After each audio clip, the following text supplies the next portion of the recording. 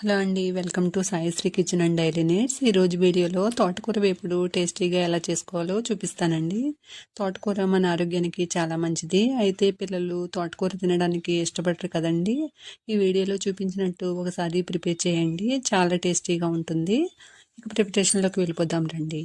బాణీలో 4 table spoons oil వేసి, oil కాగిన తర్వాత 1 టేబుల్ స్పూన్ శనగపప్పు, 1 టేబుల్ స్పూన్ మినపప్పు, పావు టేబుల్ స్పూన్ జీలకర్ర, పావు టేబుల్ స్పూన్ ఆవాలు వేసి వేయించాలి. ఇవి కొద్దిగా వేగిన తర్వాత 10 వెల్లుల్లి రెబ్బలు చితక్కొట్టుకుని వేసుకోవాలండి.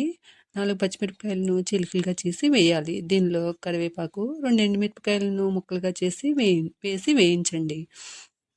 పోపు బాగా వేగిన తర్వాత పావు టీ స్పూన్ పసుపును కూడా వేసుకుని కలపాలి.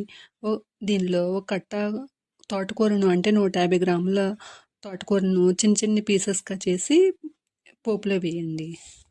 తోటకూర అంతా కలిసేటట్టు కలుపుకుని, తోటకూర కొద్దిగా ఫ్రై అయిన తర్వాత 10 నిమిషాలు నానబెట్టిన 2 టేబుల్ స్పూన్ల పెసరపప్పును కూడా వేసి కలుపుకోవాలి. తోటకూర తొందరగా అడుగంటుతుందండి. మధ్య మధ్యలో కలుపుకుంటూ ఫ్రై చేయండి.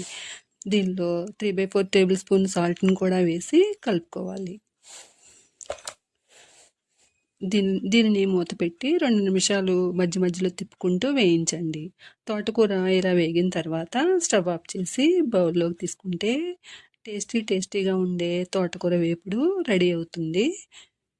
వీడియో కనుక మీకు నచ్చినట్టయితే లైక్ చేయండి, షేర్ చేయండి. Thank you for watching this video.